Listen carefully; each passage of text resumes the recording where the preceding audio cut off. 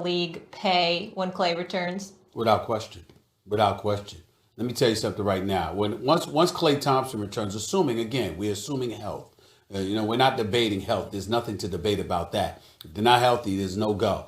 But if Clay Thompson and Steph Curry on the court together and healthy, Warriors going to conference finals, at the very least. Warriors going to win 50 games, at the very least.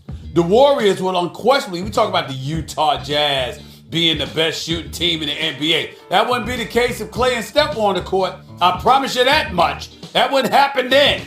You can book it. Let me tell you something right now. And by the way, this kid Wiseman, who's just a rookie, the number 2 overall pick, Jaja Pajulia and Andrew Bogut, he is not.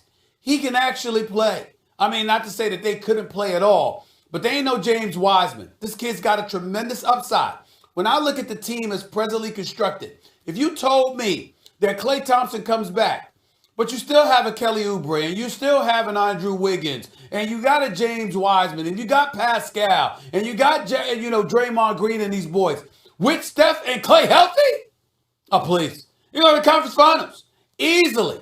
And I'm telling you that right now. They understand everybody's going to come at them. When Steph is balling, it's a different game. When he's struggling a little bit, as he has over the last 7 or 8 meetings against the Los Angeles Lakers, where they've held him under 20 points, that's a different ball game. But when Klay and Steph are on the court together, this is the greatest shooting backcourt in NBA history. And Steph Curry is the greatest shooter since man was created. That's who he is. And Klay ain't that damn far behind, okay? I'm telling you right now. Klay and Steph get back together healthy, you're at the very least, conference finals. They're not making the league pay when Klay gets back. That's different, Stephen A. Let's not. You're starting to move the goalposts about what make the league pay means. Like, are they going to win 50 games? Or are they going to be a tough out? For sure. Might they, if they add the right pieces, win another championship eventually? Sure.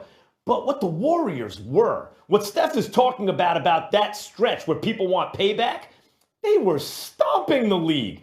Starting with that 73-win team, because even the year before when they won the title, Cleveland was going to beat them in the finals if Kyrie and Kevin Love were healthy for LeBron, and they went 6 games without them.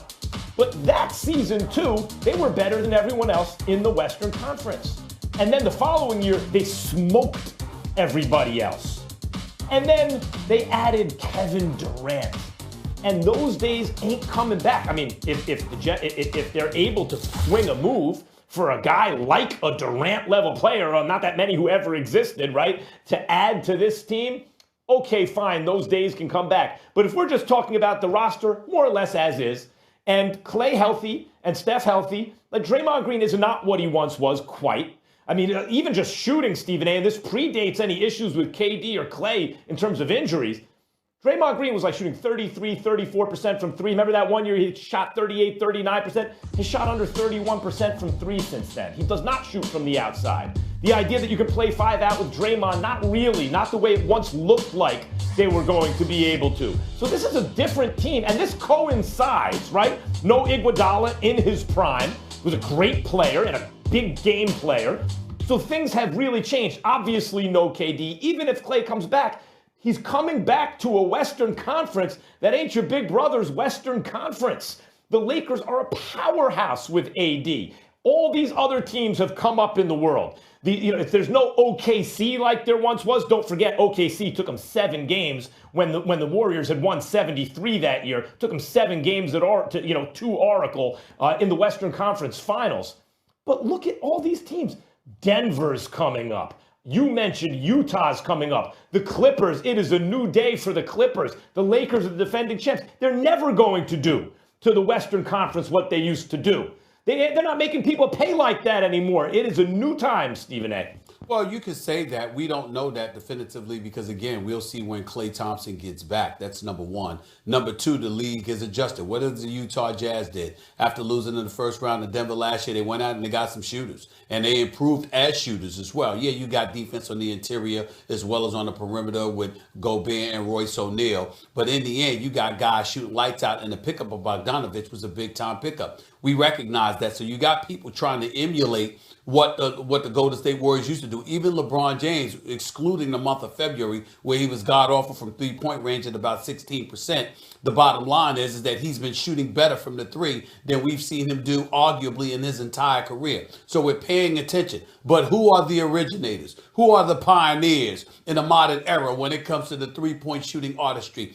That would be the Golden State Warriors. Now, in Draymond's case, he's got something to work on, because what you pointed out, Max, in 2015, 2016, he shot 38% from 3-point range. Since then, it's 30, 28, 27, and it's now at 22.4%. And you can't even say it's Clay's injury, because it predates Clay's injury. Well, I understand that. So that's something that's the impediment to Draymond. I think he does everything else great, but shooting the basketball definitely is not his thing. In the end, though, what I think about is the presence of Clay and Steph, and what that would open up for Wiseman, what that would open up for an Oubre, a Wiggins, a Pascal, or anybody else.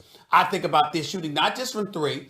I think about this shooting not just from the perimeter, but I think about what just the near perfection that they put forth from the free throw line. I'm telling you right now, Max, I would sit here and I'd have a hard time looking at the Golden State Warriors and definitively saying, ain't no way they get to the finals. Look, they might get to the finals next year if Clay healthy. Let's maybe, but I don't think so. Let's go over that roster that you mentioned. Wiseman is promising. He doesn't shoot free throws great, by the way, which may be a better indicator of long-term success from three, but he's shooting better already than we thought. I like Wiseman as a piece at the five. You're right. They have not had someone like that in the past. That's an improvement. Oubre's okay. Wiggins is fine, not compared to his salary, but he could play. But back once upon a time, Stephen A., Steph and Clay were the undisputed best backcourt in the league. That's not the case anymore. You have Kyrie and James Harden. You have Dame and McCollum. It's all on the same level, and you could argue some better.